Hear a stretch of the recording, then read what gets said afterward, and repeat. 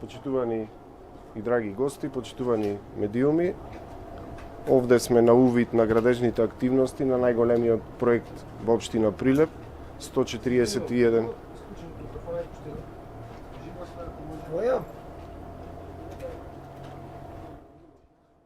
Сега?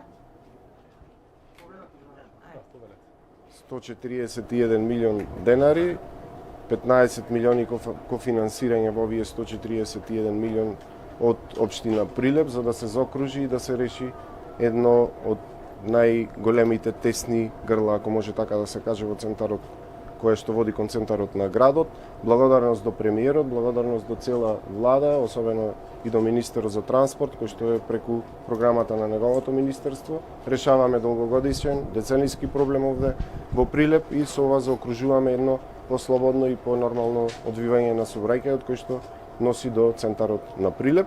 Искористив приликата да го запознавам премиерот и представниците на владата со уште два проекти. Еден би сакал да го потенцирам, а тоа е договор кој што го имаме со компанија изведувач кој што е тежок 168 милиони денари и ќе биде искористен за подобрување комплетно на инфраструктурата во градот, што значи поставување и рехабилитација на нов асфалт на улици, поставување на нови тротоари и пешачки површини, поставување на оградни ѕидови и сето тоа треба да се реализира затоа што не е ставено во развојна програма во рок од 3 години. За оваа година имам предвиден 60 милиони денари, значи прилепчани ќе добијат инвестиции до крајот на оваа година во вредност од 60 милиони денари, представени преку нови коловози, нови пешачки патеки, нови подпорни ѕидови, се она што значи проблем за прилепчани и ја искористивме приликата да го посетиме скоро завршениот реконструиран дел на плоштадот Методија Андоновченко во површина од 2100 метри квадратни, поставена е урбаната опрема, поставени се подовите. Заокружуваме сега со поставување на зеленилото согласно проектот. Проектот е исто така вреден 16 милиони денари, исто средства од вториот повик на владата за инфраструктурно доопремување, односно до изградување на општините. Благодарам уште еднаш за владата што вака дава помош на општините со нашиот буџет кој што го имаме на располагање. Овие проекти ќе биде само една идеја на хартија, вака добиваат реализација граѓаните, навистина исклучителна работа се направи што средствата се пуштија до локалните самоуправи и благодарам за можноста што општина Прилеп имаше можност да си ги одбере најприоритетните проекти што не се случило досега во историјата. Уште еднаш огромна благодарност до сите и поздрав до сите мои сограѓани. Имаме убав град, со ова дополнително само ќе го разубавиме и ќе го направиме уште повеќе функционален. Благодарам. Кога ќе заврши проектот? Кога ќе биде завршен мостот? Па, според, јас сум непоправлив оптимист и мислам дека до крајот на годинава би го имале завршен овој мост. Да видиме, оставаме секогаш простор за непредвидени работи во текот на изградбата. Мислам дека по однос на техничкиот дел комплетно завршивме со отстранување на сите пречки, затоа и малку ни се одвиваше споро изградбата на овој мост. Сега административно, технички сме ослободени, останува само градежниот дел да биде завршен. Уште еднаш, кратко, да јас сум оптимист и сметам дека до крајот на годинава Прилеп ќе го добие најголемиот кружен тек и ќе го реализира најскапиот проект досега во историјата на градот.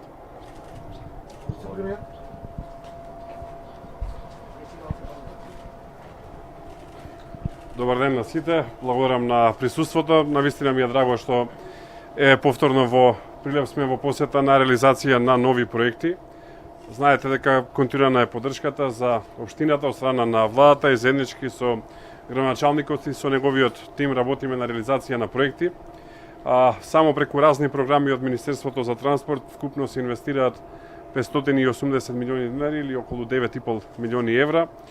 Во првиот повик беа некаде околу 3 милиони евра, во вториот повик се некаде нешто околу 4,5 милиони евра. На тоа имаме програма заедно со Светска банка од околу 350.000 евра и не ги забораваме оние на кои што им е најмногу потребна поддршка, тоа се социјално загрозените. Околу 1,5 милиони евра се инвестираат преку јавното предпријатие за стопанисување со стамбен и деловен простор во изградба на зграда со социјални станови која што до крајот на годината треба да е завршена и здравија до пролет да бидат и тие станови поделени и да бидат вселени.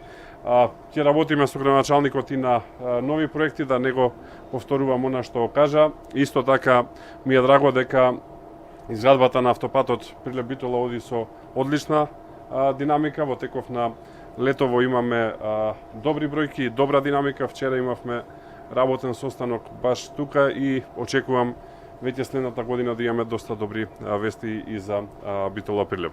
Благодарам многу, повелете ако има прашања. Благодарам. Кога велите добри вести, што значи тоа? Кога Прилеп-Битола автопатот ќе биде пуштен? Крајниот рок останува непроменет, тоа е крајот на 2029 година, но првите километри комплетно завршен автопат, зборувам комплетно, значи во две насоки 3+3 ленти со изградени помошни патишта ги очекувам веќе следната година. Благодарам.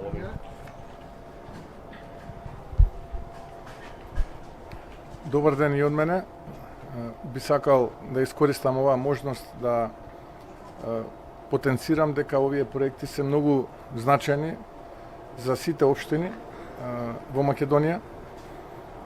Ова што го кажа градоначалникот на Прилеп, но и подпредседателот на влада и министер за транспорт, дека со овие проекти додаваме вредност и го зголемуваме квалитетот на живот е вистина, бидејќи имаме повеќе од 1200 градилишта, кои што се резултат на проектот за децентрализација на средства од централниот буџет кон општините. Во оној неврзан муабет со градоначалникот бев информиран дека повеќе од 12 милиони евра се проектите кои што од страна на владата се финансираат во Прилеп преку оваа програма, и кога на тоа ќе се додадат и средствата кои што општина Прилеп ги издвојува како средства за капитални инвестиции, плюс други програми кои што доаѓаат од другите министерства, надвор од оваа програма, тогаш доаѓаме на една огромна бројка и огромна бројка на проекти кои што ќе имаат за задача да го подобрат квалитетот на живот во Прилеп.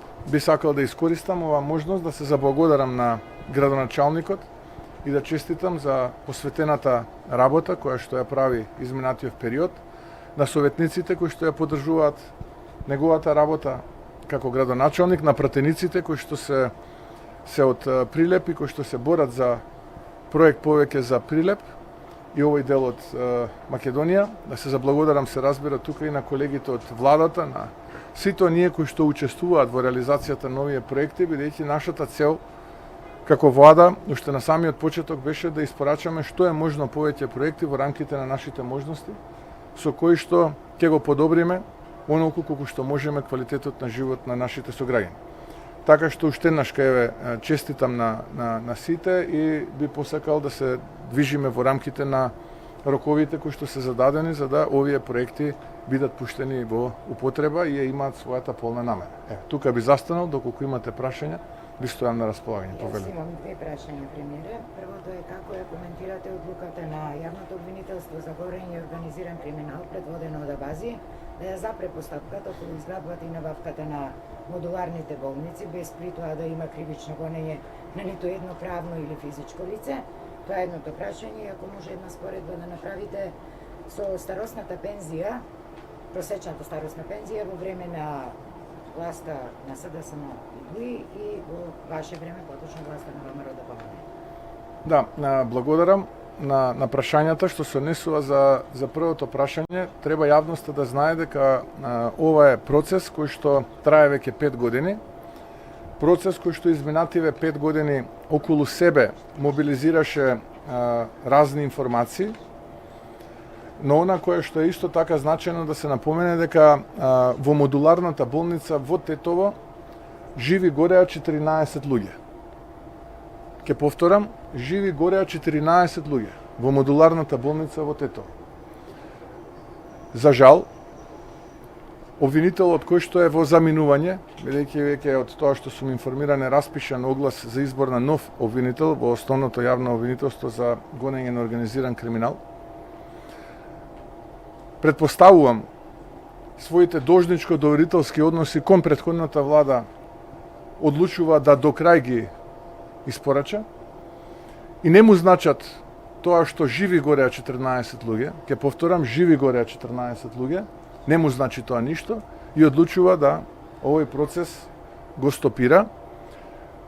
Но сакам да знае јавноста дека ова не е политичка амнестија од страна на тој обвинител кон поранешните негови наредбодавци, бидејќи секогаш може да се појават нови детали кои што се поврзани со овој процес и секогаш овој процес може повторно да стане актуелен и да практично пред јавноста се покрене од самиот почеток. Така што многу пати сум ги коментирал тие одлуки во рамките на нашиот правосуден систем.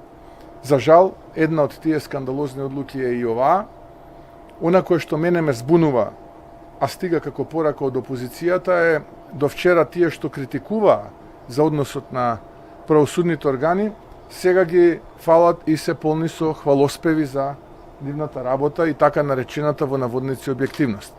Но ќе повторам, овој обвинител и луѓето кои што го воде овој случај не најдоа докази за сторено кривично дело во случај во кој што живи гореа 14 луѓе. Што се однесува за вашето второ прашање, исто така гледам како на отворена сцена опозицијата се препелка. После на моje интервју дадено на еден национален медиум, каде што направив споредба во зголемувањето на старосната пензија на корисниците во периодот од владата предводена од ВМРО ДПМН, заедно со коалиционите партнери Вреди и Знам, и владата предводена од СДСМ и ДУИ. И при таа споредба јасно кажав дека во овие 2 години, во овие 24-25 месеци, во случајот конкретно на тој интервју реков 23 месеци, но сеедно е бидејќи 2 пати годишно се усогласува пензијата, ова влада успеала просечно месечно за 296 денари да ја зголеми пензијата. Додека претходната влада за 83 месеци успеала за 91 денар. Или кога ќе се споредат овие два параметри, доаѓаме за 3,25 пати повеќе сега отколку во времето на владата на СДСМ и ДУИ, или тоа е математички прецизно 325%. Ево уште една споредба ќе им кажам кога станува збор за старосните пензии, бидејќи еве да ги споредуваме првите 25-6 месеци од претходната влада во периодот јуни 17, јуни-јули 19 со овие 25-6 месеци од оваа влада. Односно, тогаш просечната старосна пензија за првите 25-6 месеци од претходната влада се зголемила за цели 540 денари.